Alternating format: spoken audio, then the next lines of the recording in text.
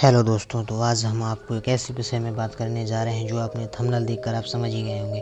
भारत का रत्न और स्वर कोकिला कहलाने वाली प्रसिद्ध गायिका लता मंगेशकर का 92 साल की उम्र में निधन हो गया है। लता मंगेशकर के निधन पर 2 दिवसीय राष्ट्रीय शोक की घोषणा की गई है। सम्मान के रूप में 2 दिनों तक राष्ट्रीय ध्वज आधा झुका रहेगा।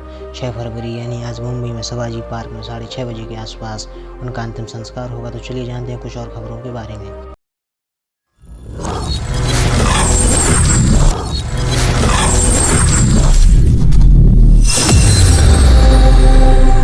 अभिनेता अनुपम खेर और फिल्म निर्माता मधुर भंडारकर लता मंगेशकर के अंतिम दर्शन के लिए उनके घर प्रभु कुंज पहुंच गए हैं। खबर ये भी मिल रही है कि भारत बनाम वेस्ट इंडीज के पहले ओडीआई में लता मंगेशकर के निधन पर शोक व्यक्त करने के लिए रोहित की अगुवाई वाली टीम काले रंग की पट्टी बांधकर मैच खेलेगी।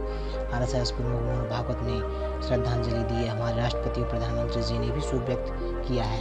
यहाँ तक कि पूरा बॉलीवुड जगत और खेल जगत भी उनके निधन से मायूस है। अब उनके निधन के बारे में आपसे बात करेंगे। 6 फरवरी को लता मंगेशकर ने मुंबई के ब्रीच कैंडी अस्पताल में अंतिम सांस ली। वह कोरोना से पीड़ित होने के चलते वह हॉस्पिटल में 8 जनवरी से भर्ती थी। इसके साथ ही उन्हें निमोनिया की शिकायत भी थी। तो दोस्तों चलिए जानते हैं लता मंगेशकर के जीवन परिचय के बारे में। तो लता जी का जन्म 28 सितंबर 1929 को इंदौर में हुआ था। उनके पिता का नाम दीनानाथ मंगेशकर था। उनकी माता का नाम शेवंती मंगेशकर था। लता जी की 3 बहनें थीं, मीना खाड़ीकर, आशा भोसले, उषा मंगेशकर और उनका एक भाई भी था। उनका नाम था हृदयनाथ मंगेशकर था। तो दोस्तों ये जो आपको ऊपर एक तस्वीर दिख रही है, जी हाँ, उनमें उसके लता जी के हस्ताक्षर दिख रहे होंगे। तो जी हाँ दोस्तों, तो लता जी ऐसे हस्ताक्षर किसी भी कागजात पर करती थी। लता की जादुई आवाज़ के भारतीय उपमहाद्वीप के साथ साथ पूरी दुनिया दीवानी थी। टाइम पत्रिका ने उन्हें भारतीय पार्श्व गायन की अपरिहार एक छत्र सामग्री स्वीकार किया है। भारत सरकार ने उन्हें भारत रत्न से सम्मानित किया था। उनकी मृत्यु कोविड से जुड़े जटिलताओं से 6 फरवरी 2022 को मुंबई की ब्रीच कैंडी हॉस्पिटल में हुई थी। वे कुछ समय से बीमार थीं।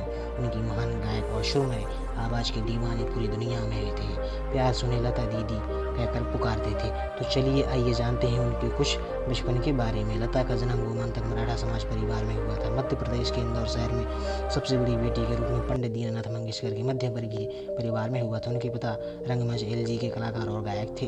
इनके परिवार से भाई हृदयनाथ मंगेशकर और बहनों में उषा मंगेशकर, मीना मंगेशकर और आशा भोसले सभी ने संगीत को ही अपनी आजीविका के लिए चुना। हालांकि लता का जन्म इंदौर में हुआ था, लेकिन उनकी परवरिश महाराष्ट्र में हुई। वह बचपन से ही गायक बनना चाहती थीं। बचपन में कुंदन लाल सहगल की एक फिल्म चंडीदास देखकर उन्होंने कहा था कि वो बड़ी होकर सहगल से शादी करेंगी। पहली बार लता ने बसंत जोगलीकर द्वारा निर्देशित एक फिल्म कीर्ति हसल के लिए गाया था। उनके पिता नहीं चाहते थे कि लता फिल्मों के लिए गाए, इसलिए इस गाने को फिल्म से निकाल दिया गया। लेकिन उनकी प्रतिभा से बसंत जोगलीकर काफ़ी प्रभावित हुए। पिता की मृत्यु के बाद जब लता सिर्फ 13 साल की थी, लता को पैसों की बहुत किल्लत झेलनी पड़ी और काफ़ी संघर्ष करना पड़ा। उन्हें अभिनय बहुत पसंद नहीं था, लेकिन पिता की असामयिक मृत्यु के कारण पैसों के लिए उन्हें कुछ हिंदी और मराठी फिल्मों में काम करना पड़ा। अभिनेत्री के रूप में उन्होंने उनकी पहली फिल्म पहली मंगलालौर 1942 में रही, जिसमें उन्होंने स्नेहा प्रधान की छोटी बहन की भूमिका निभाई। बाद में उन्होंने कई फिल्मों में अभिनय किया, जिसमें मुझे माझी बाल, चिमुकला संसाम जो 1943 में आई, गजभाव 1944 में आई, बड़ी माँ 1945 में आई, जीवन यात्रा 1946 में आई, 1948 में आई, छत्रपति शिवाजी 1952 में आई। बड़ी माँ में लता ने नूरजहां के साथ अभिनय किया और उसके छोटी बहन की भूमिका निभाई थी आशा भोसले ने। उन्होंने खुद की भूमिका के लिए गाने भी गाए और आशा के लिए पार्श्व गायन किया। वर्ष 1942 में लता जी के पिताजी का देहांत हो गया। इस समय उनकी आयु मात्र 13 वर्ष थी। भाई बहनों में बड़ी होने के कारण परिवार की जिम्मेदारी का बोझ भी उनके कंधों पर आ गया था। दूसरी उन्हें अपने करियर की तलाश भी थी।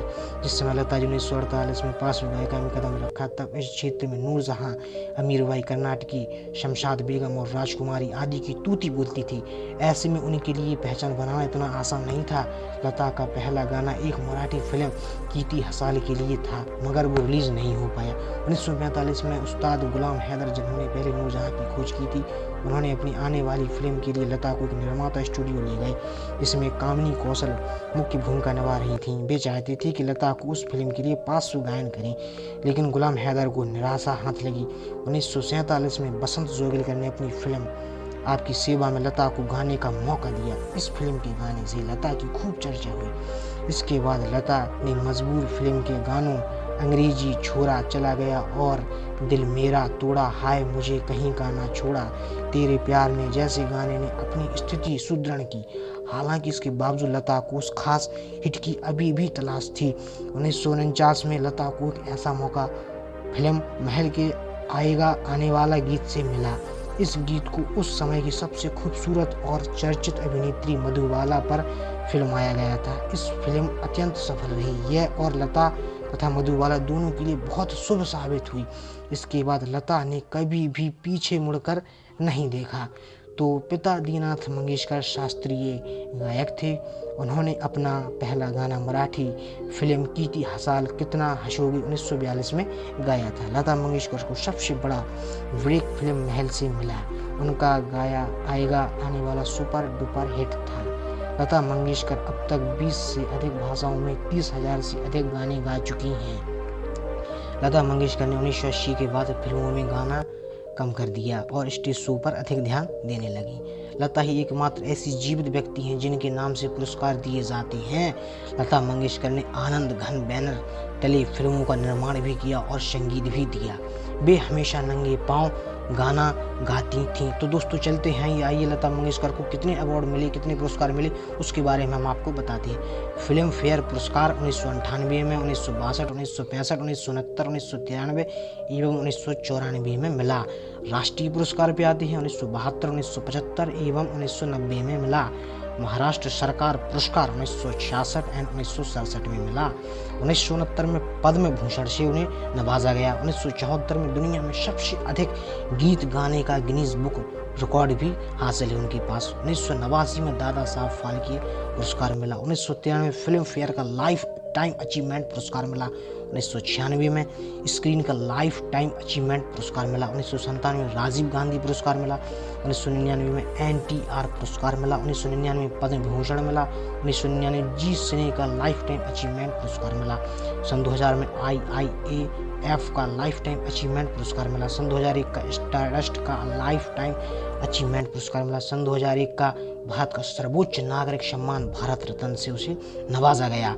सन 2001 में नूरजहां पुरस्कार मिला और सन 2001 में महाराष्ट्र भूषण से उन्हें नवाजा गया। तो दोस्तों ये थी कुछ लता मंगेशकर की जानकारी जो हमने आपको दी। तो बस हम आपसे बस यही मांगते हैं कि आप हमारे इस चैनल को सब्सक्राइब कर लेना। मिलते हैं आपको अगली नेक्स्ट वीडियो में।